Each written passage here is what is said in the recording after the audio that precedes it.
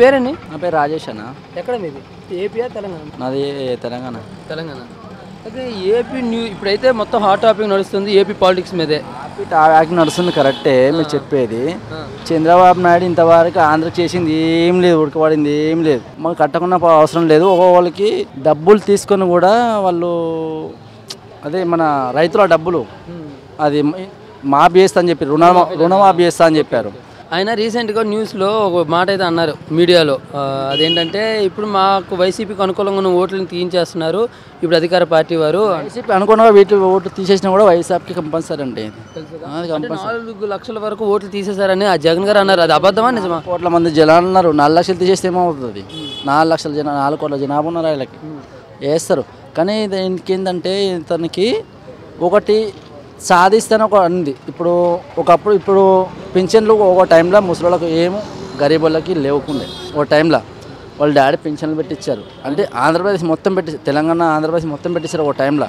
ఇప్పుడు ఆంధ్ర తెలంగాణ విడిపోయింది కాబట్టి ఇప్పుడు ఆంధ్రాకి వస్తుంది కాబట్టి ఆంధ్రాలోకి ప్రజలకి ఏమైనా జరుగుతుంది, న్యాయం జరుగుతుంది. ఇప్పుడు ఆల్రెడీ కొంతమందికి నోటీసులు వచ్చాయంట.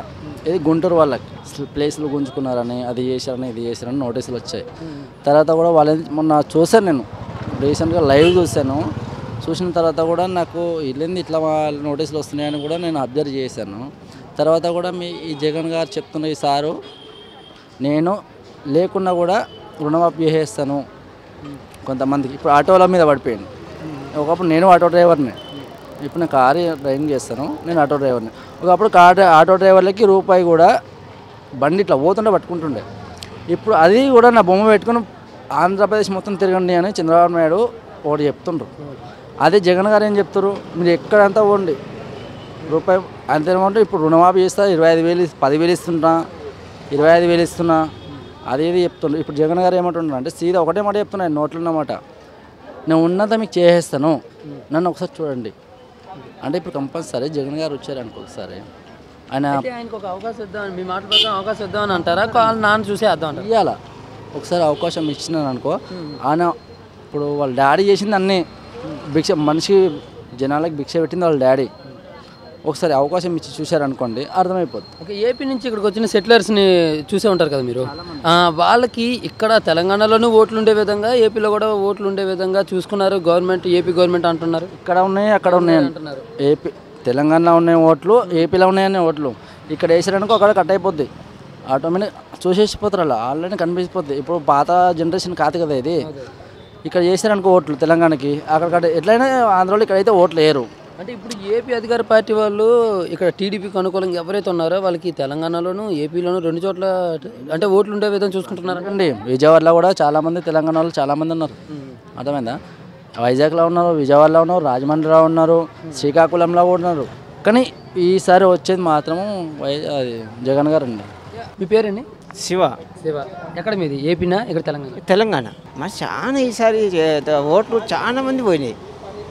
ఒక ఇంట్లో 12 ఓట్లు ఉంటే 5 ఓట్లు కూడా రాలే కలెక్షన్. అంటే జగన్ గారి మాటల ప్రకారం 4 లక్షల ఓట్ల వరకు ఇప్పుడు తీసేశారు వైసీపీ అంటున్నారు. రైట్, కరెక్ట్ అండి, అది కరెక్ట్. స్వామి చెప్పింది కూడా అదే, నేను చెప్పింది కూడా అంతే. అంతే తీసారంటారా?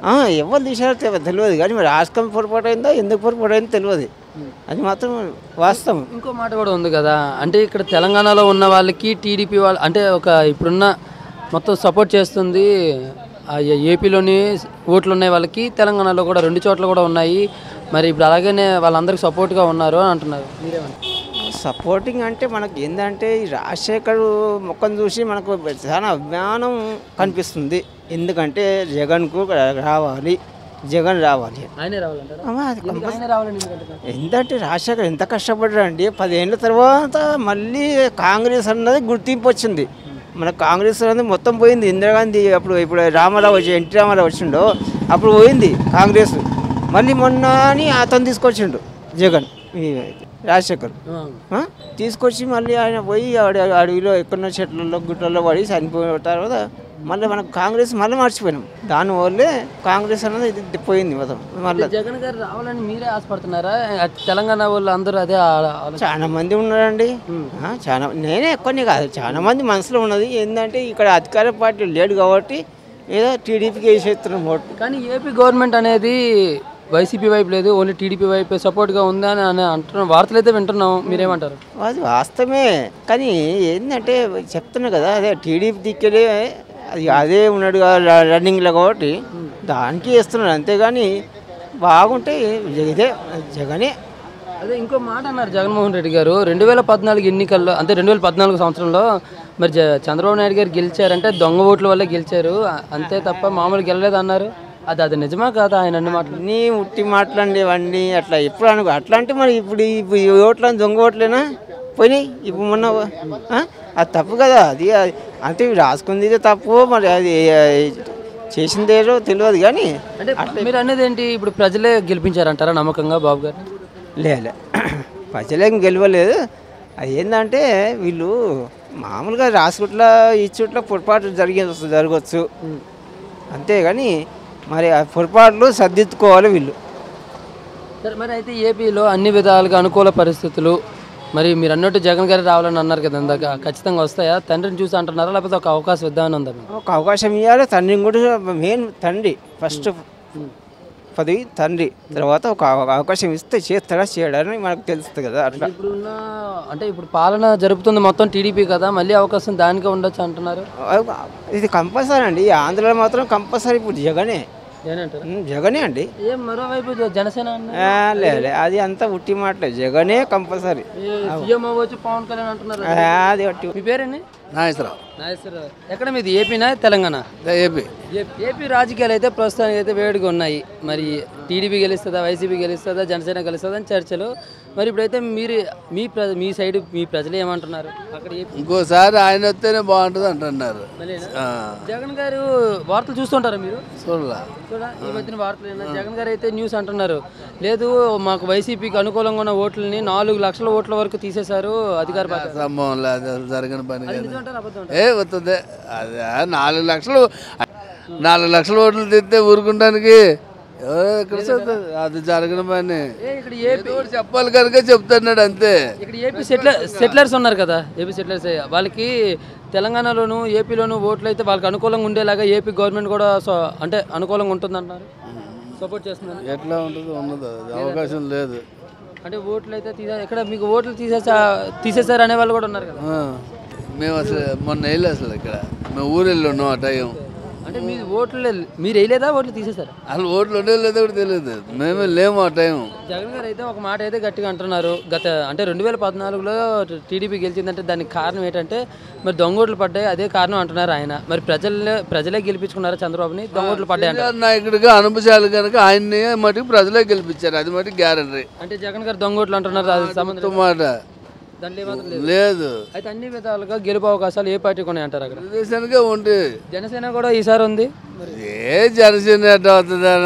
అందుకంటే ఎట్లా అవుతుందా అంటూ వచ్చేస్తుందా? ఇప్పుడు 2 లక్షల రూపాయలు గెలిచారంట, వస్తుందా? గెలుతారా? తండ్రి గారిని చూసి జగన్ గారికి అవకాశం ఇచ్చేవాళ్ళు ఉండొచ్చు అన్నారు.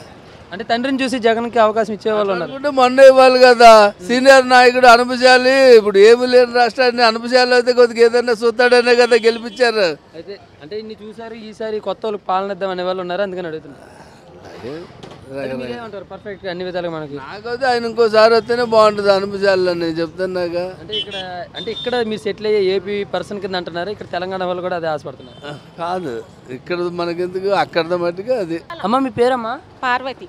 ఎక్కడ, ఏపీ తెలంగాణ మీది? మాది ఆంధ్రానే, కృష్ణా జిల్లా మచిలీపట్నం.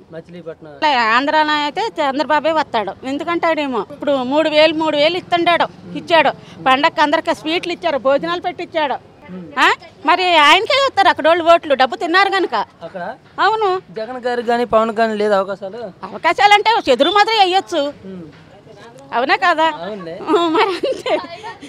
అంటే మీ వరకే అంటున్నారా, అక్కడ ఉన్న వాళ్ళు మీ తాలూకాలు అందరూ అదే అంటారు? మా వాళ్ళు అనుకుంటే, మేమైతే వెళ్ళి 2-3 నెలలు అవుతుందో, మా వాళ్ళు వెళ్ళి వస్తూ ఉంటారు కదా, మా వాళ్ళు మా మరిది నిన్నే వచ్చాడు డబ్బులు తీసుకుని, ఆయనే వస్తాడు అంటున్నారు. మరి ఓకే, అయితే ఇప్పుడు వార్తల్లోనే జగన్మోహన్ రెడ్డి గారు తెలుసు కదా, జగన్ గారు, మరి ఆయన అంటున్నారు లేదు వైసీపీకి, అదే ఆయన పార్టీకి వైసీపీకి ఏదైతే అనుకూలంగా ఉన్నాయో ఓట్లు అవన్నీ తీసేస్తున్నారు. మరి మా ఓట్లే లేవు. నాది 30 సంవత్సరాల నాడు ఓటు నాది ఉంది, ఇప్పుడు కూడా ఉంది స్లిప్పు.